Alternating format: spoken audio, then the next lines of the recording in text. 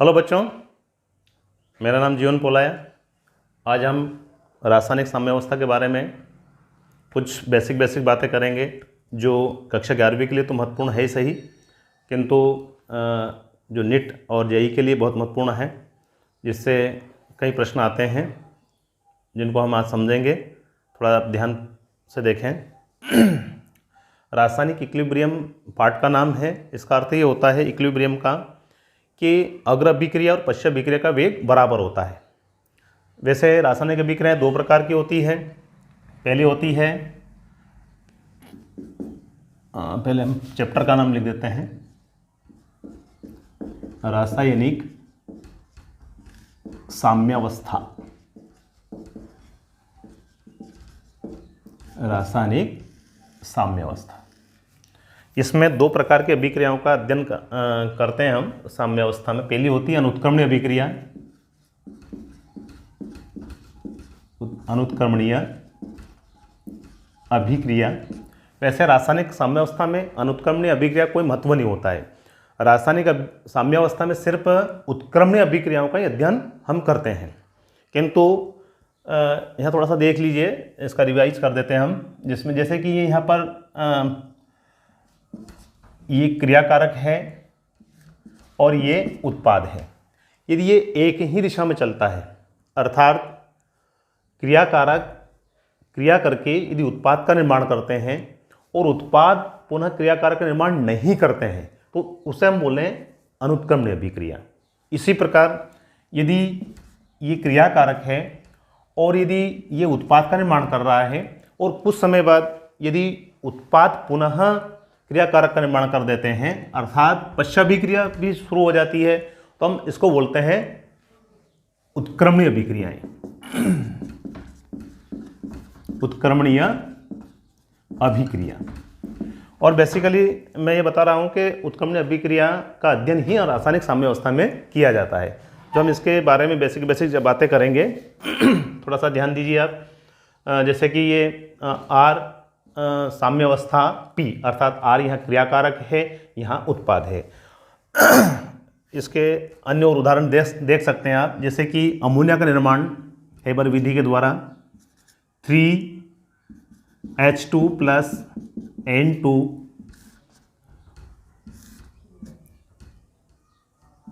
2NH3, एक ये उदाहरण है इसका उत्क्रमण अभिक्रिया का। दूसरा देखते हैं अपन, PCl5 का विघटन भी उत्क्रमण अभिक्रिया का उदाहरण है। PCl3 Cl2, या यूँ कह सकते हैं कि अमोनिया का विघटन भी उत्क्रमण अभिक्रिया का उदाहरण है, या PCl3 और Cl2 के संयोग से PCl5 का निर्माण भी उत्क्रमण अभिक्रिया का उदाहरण है। अब यहाँ थोड़ा सा हम दोनों अभिक्रियाओं को अध्ययन ना करके सिर्फ केवल हम उत्क्रमण अभिक्रिया का अध्ययन करेंगे, और उसके आधार पर ही कंपटीशन परीक्षाओं में प्रश्न पूछे जाते हैं।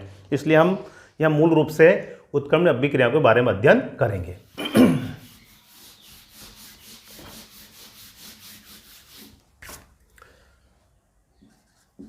उत्क्रमणीय अभिक्रिया, ध्यान दीजिएगा थोड़ा सा। एक मैं रासायनिक समीकरण लिख रहा हूं उदाहरण के लिए। सबसे पहले हैं A धन B, ये साम्यावस्था का चिन्ह होता है। ऊपर वाला जो तीर का चिन्ह है वो अग्र अभिक्रिया के लिए होता है, और नीचे वाला चिन्ह पश्च अभिक्रिया के लिए होता है। यहाँ C और D उत्पाद का काम करते हैं, अर्थात A और B आपस में क्रिया करके C और D का निर्माण करते हैं। ठीक है। और इसी प्रकार C और D मिलकर के उतने ही समय में A और B का निर्माण करते हैं।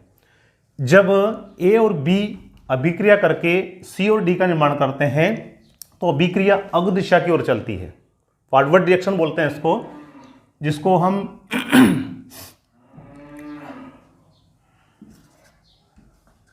RF से दर्शाते हैं। और यदि C और D जब क्रिया करके A और B का निर्माण करता है, तो उसको हम RB से दर्शाते हैं, अर्थात रेट ऑफ बैकवर्ड और रेट ऑफ फॉरवर्ड। मतलब अभिक्रिया की अग्र अभिक्रिया की दर और पश्च अभिक्रिया की दर।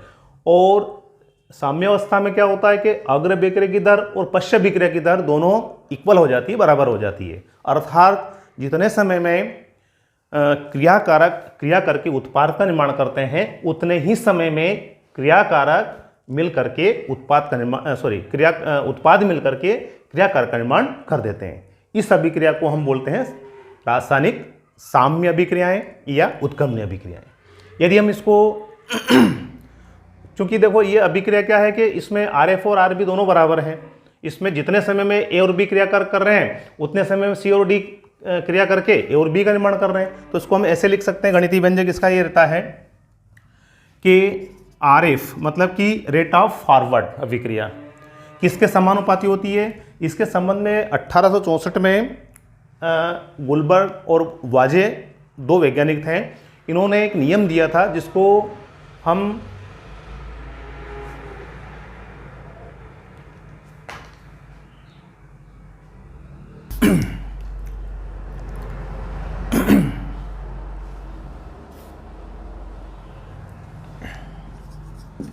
द्रव्य अनुपाती का नियम, क्रिया का नियम।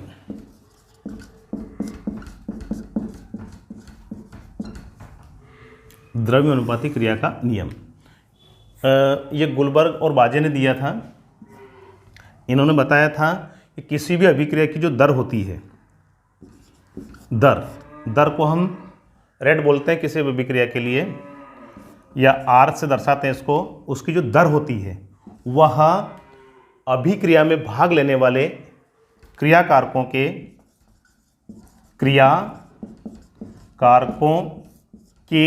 सक्रिय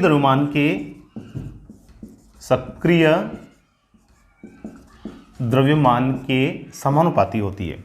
दर समानुपाती क्रियाकारकों के सक्रिय द्रव्यमान, अर्थात किसी भी अभिक्रिया की जो दर होती है वह उसके क्रियाकारक के जो सक्रिय द्रव्यमान होता है उसके समानुपाती होती है।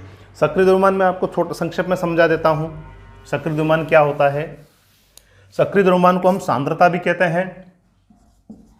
सक्रिय द्रव्यमान को सांद्रता भी कहते हैं। जो सांद्रता होती है उसको हम कैसे दर्शाते हैं? मोल प्रति लीटर से, मोल प्रति लीटर से।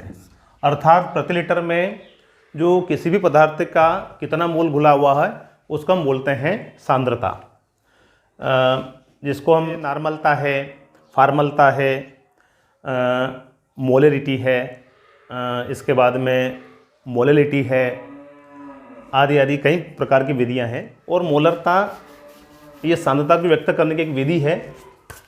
तो ये जो सक्रिय द्रव्यमान होता है उसी को हम सांद्रता बोलते हैं। सांद्रता होती है, जैसे यहाँ पर हम मोलरता की बात करेंगे, अर्थात 1 लीटर विलयन में उपस्थित विलय की मात्रा को हम मोलरता बोलते हैं। प्रति लीटर विलयन में उपस्थित विलय की मात्रा मोलरता कहलाती है। कितने 1 लीटर विलयन में कितने मोल घुले हुए हैं।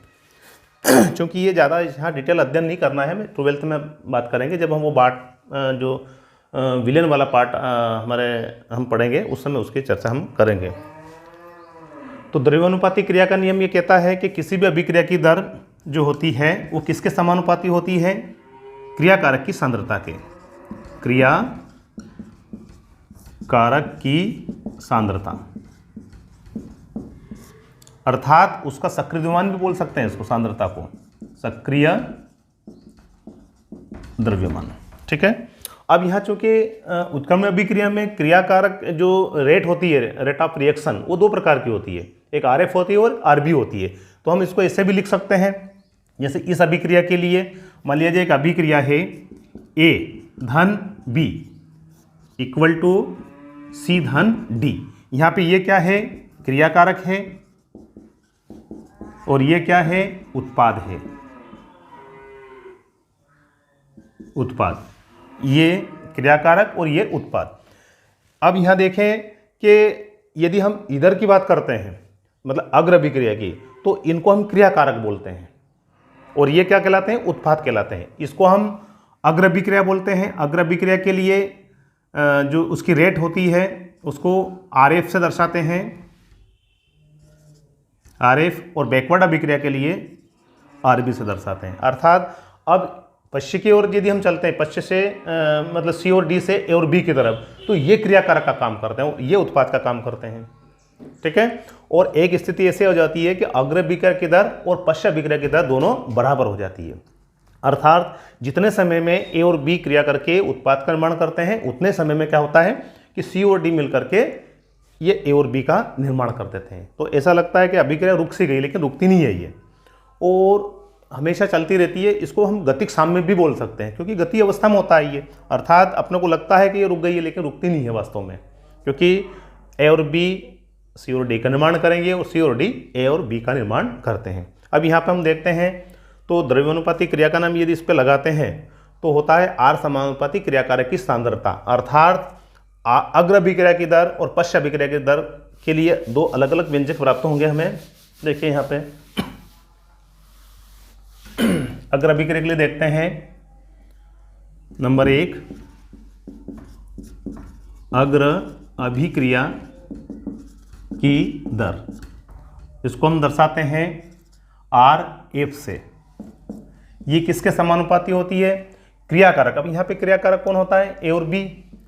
तो ये जो बड़ा कोष्ठक होता है इसको हम ए को बड़े कोष्ठक में लेंगे, अर्थात बड़ा कोष्ठक दर्शाता है सांद्रता को, ये सांद्रता को व्यक्त करता है, और बी को भी हम सांद्रता में लिखते हैं, सांद्रता के पद में लिखते हैं, अर्थात ए की सांद्रता अर्थात सक्रिय द्रव्यमान, बी की सांद्रता अर्थात सक्रिय द्रव्यमान, दोनों का गुणनफल है और दोनों के गुणनफल के समानुपाती होती है अग्र अभिक्रिया की दर। ठीक है नहीं? तो किसी भी अभिक्रिया की जो दर होती है वो क्रियाकारक में अभिक्रिया में भाग लेने वाले जो क्रियाकारक होते हैं उनके सक्रिय द्रव्यमान के समानुपाती होती है, अर्थात उनकी जो हमने सांद्रता ली गई है उसके गुणनफल के समानुपाती होती है।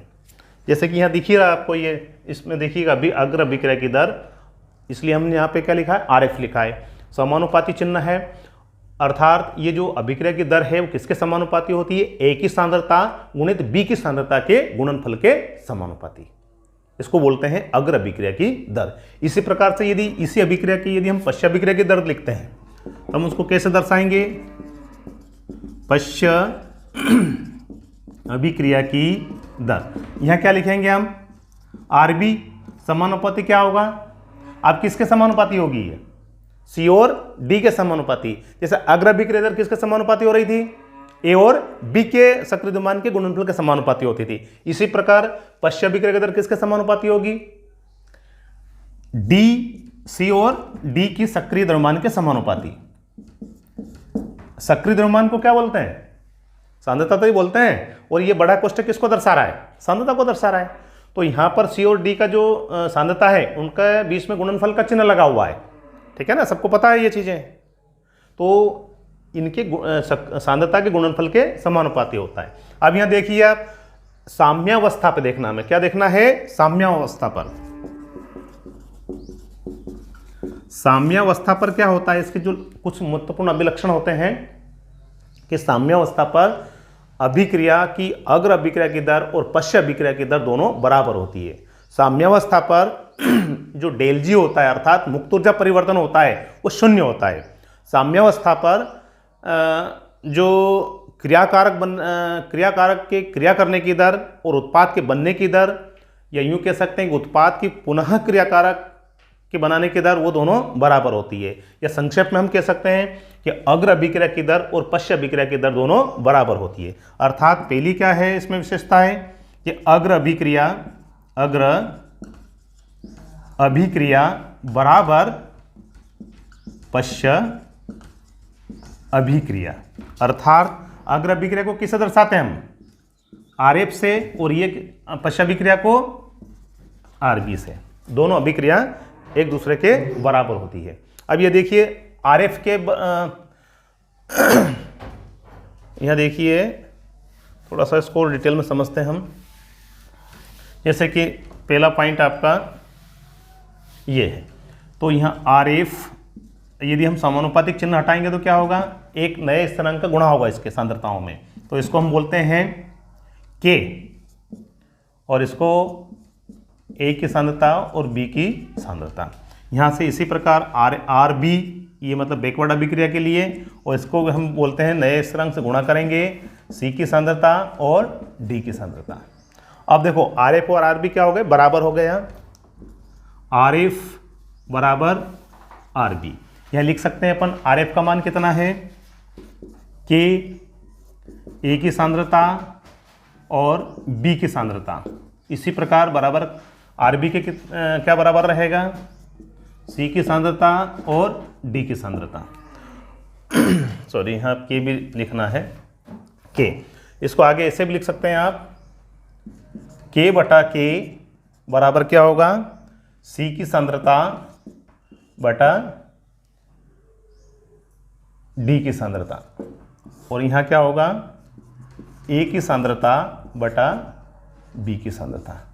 अब दो जो स्थिरांक का अनुपात भी क्या होता है, एक स्थिरांक ही होता है, तो इसको हम के, या इसको ऐसा लिख सकते हैं अपन, K1 लिख सकते हैं इसको, और इसको K2 लिख सकते हैं। इसी को हम K1 लिख सकते हैं और इसको हम K2 लिख सकते हैं। दो स्थिरांक है ये, दोनों स्थिरांक का अनुपात भी क्या होता है, एक स्थिरांक ही होता है, जिसको हम K से दर्शा सकते हैं, और C की सांद्रता और D की सांद्रता, इसी प्रकार A की सांद्रता और B की सांद्रता, इसको बोलते हैं, K को साम्यावस्था स्थिरांक बोला जाता है। K को क्या बोलते हैं अपन, साम्यावस्था स्थिरांक बोलते हैं। और ये किसके बराबर होता है, C की सांद्रता गुणित D की सांद्रता और A की सांद्रता और B की सांद्रता का जो अनुपात प्राप्त होता है, उसी को हम साम्य स्थिरांक कहते हैं। इसके ऊपर हमें कुछ सवाल समझना है, हम देखते हैं सवाल को। अब देखिए यहाँ पे जो साम्य स्थिरांक है, ये साम्य स्थिरांक दो प्रकार का होता है। ये जो K होता है, K को हम क्या बोलते हैं, साम्य स्थिरांक। ये दो प्रकार का होता है, एक होता है Kc और एक होता है Kp। Kc मतलब यहाँ पे इसको यदि हम किसी अभिक्रिया में जो क्रियाकारक और उत्पाद होते हैं, यदि उनके जो मात्राएं होती है, उनको यदि सांद्रता के पद में लिखा जाता है, तो हमको क्या बोलते हैं, Kc बोलते हैं। वहाँ पे क्या हो जाएगा, Kc हो जाएगा। और यदि गैसीय उत्पाद के रूप में उसको आंशिक प्रेशर के रूप में लिखते हैं, पार्शियल प्रेशर के रूप में लिखते हैं या आंशिक दाब के रूप में लिखते हैं, तो हम उसको क्या बोलेंगे, Kp कहेंगे। तो ये दो प्रकार का हो गया, Kc और Kp। अभी हम कुछ सवाल करेंगे। मान लिया जाए कोई उत्पाद की अभिक्रिया है, कोई ऐसी गैसीय अभिक्रिया है, जैसे कि यहाँ पे A धन B, ये गैसीय रूप में है, और C धन D, ये भी गैसीय रूप में है। तो यहाँ पर हम कैसे लिखेंगे, उस K को हम Kp के रूप में लिखेंगे। तो ये हो जाएगा P C गुणित P D बटा P A गुणित P B, अर्थात यहाँ P है जो आंशिक दाब कहलाता है इसका, या पार्शियल प्रेशर कहलाता है इसका। इसको हम इस तरह से लिखते हैं। यदि इसको Kc के रूप में लिखें तो क्या होगा, ये सांद्रता के पद में लिखेंगे तो Kc इक्वल टू क्या हो जाएगा, C की सांद्रता और D की सांद्रता बटा में आ जाएगा A की सांद्रता गुणित B की सांद्रता। ये सांद्रता के पद में लिखेंगे और ये हम प्रेशर के पद में या आंशिक दाब के पद में लिखेंगे, इस तरह से।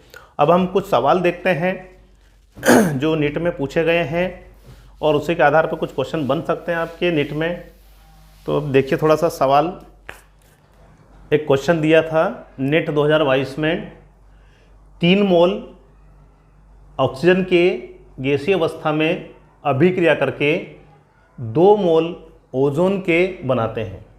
इसी प्रकार 2 मोल अभिक्रिया करके ओजोन के 3 मोल ऑक्सीजन गैस के बनाते हैं। दोनों के बीच में चिन्ह आपको पता है साम्यावस्था का लगा है, क्योंकि ये उत्क्रमणीय अभिक्रिया है। इस अभिक्रिया के लिए जो टेम्परेचर दिया है 298 केल्विन दिया है, और उसमें यहाँ Kc का मान दिया है 3 × 10⁻⁹ है। यदि O2 की सांद्रता यहाँ कितनी दी है, 0.040 m हो, तो O3 की सांद्रता हमें मोलरिटी में इसकी सांद्रता हमें ज्ञात करनी है। अब आपको अभी एक सूत्र बताया था कि पहले हम लिख लें क्या क्या दिया इसमें। Kc का मान दिया है, Kc इक्वल टू दिया है, Kc इक्वल टू 3 × इंटू 10 की पावर -59 और O2 की जो सांद्रता दी है, O2 की सांद्रता दी है 0.040 m मतलब मोलरिटी, उसकी मोलरता मोल में दी है। तो यहाँ हमें ओजोन की सांद्रता ज्ञात करना है। ओजोन का सूत्र होता है O3, ओजोन की सांद्रता हमें ज्ञात करना है। अब हमें पता है तो Kc इक्वल टू क्या होता है, Kc इक्वल टू होता है इस अभिक्रिया के लिए O3 की सांद्रता की घात, ये जो इसका जो एक गुणांक होता है 2, इसको हम घात के रूप में लेते हैं, जिसको हम रस समीकरण मिति गुणांक बोलते हैं। क्या बोलते हैं इसको? रस समीकरण मिति गुणांक, स्टोइकोमेट्रिक गुणांक, कोफिशिएंट। अब यहाँ देखिए आप, इसके बटे में क्या आएगा, क्रियाकारक की सांद्रता आती है। क्रियाकारक कौन सा आपका? ऑक्सीजन है, O2 है। अब यहाँ पे देखिए O2 की जो रस समीकरण गुणांक कितना दिया है, रस समीकरण मिति गुणांक 3 दिया है, तो हम इसको उसके घात के रूप में लिखते हैं 3। अब यहाँ देखिए Kc का मान दिया है, O3 की सांद्रता का मान दिया है, हमें इनके आधार पर किसकी सांद्रता ज्ञात करनी है? O3 की सांद्रता। तो Kc का मान कितना दिया है? 3 × 10 की घात -59 बराबर O3 की सांद्रता, O3 की घात 2 की सांद्रता, O2 की सांद्रता कितनी दी है? 0.040 और इसकी सांद्रता कितनी हो गई? की घात 3। अब हमें इसका निकालना है, तो O3 की सांद्रता की घात 2 बराबर 3 × 10 की घात -59 और गुणित में हम 3 बार इसको लिखेंगे, गुणित 0.40, इसका आगे 0 से कोई मतलब नहीं है, गुणित 0.04 और गुणित 0.04। अब यहाँ देखिए 0 दशमलव आगे 2 अंक, दशमलव आगे 2 अंक, दशमलव आगे 2 अंक, तो हम इसको ऐसा लिख सकते हैं 10 × 10 की घात -65। अब हमें इसका वर्गमूल ज्ञात करना है, तो इसको और गुणित में क्या लिख सकते हैं? 4 × 4 × 4। अब देखिए इसको ऐसा भी लिख सकते हैं 3 × 4 × 4 × 4 × 10 की घात -65। अब यहाँ देखिए यदि हम इन सभी का गुणा करेंगे तो 192 × 10 की घात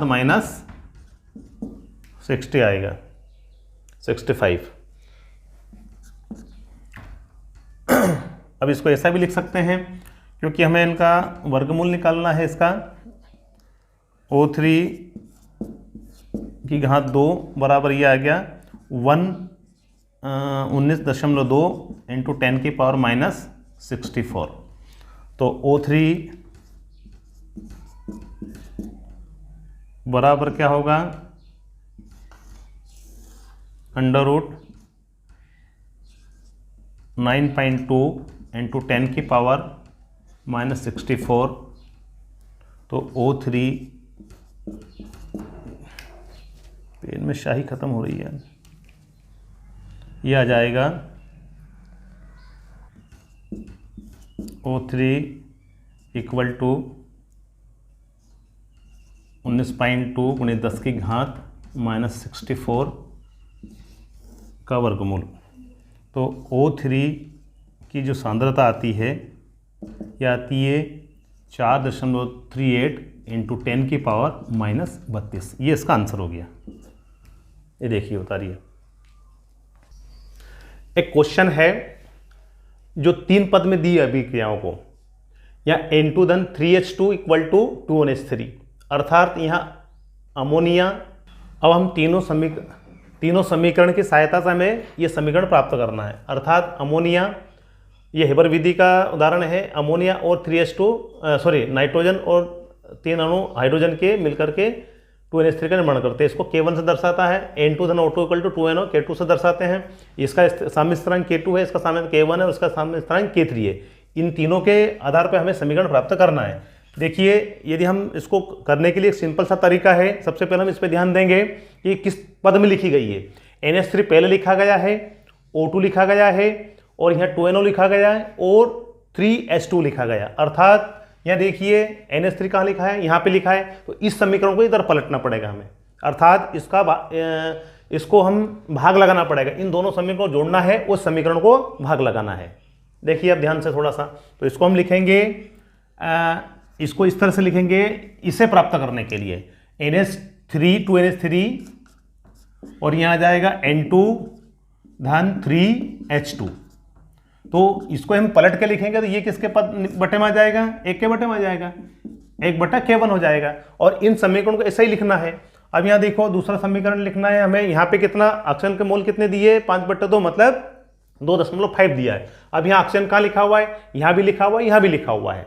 अब चूंकि हमें क्या करना है, इनको क्या करना पड़ेगा, देखिए थोड़ा दिमाग लगाइए। यहाँ कितने दिए हैं, 5/2।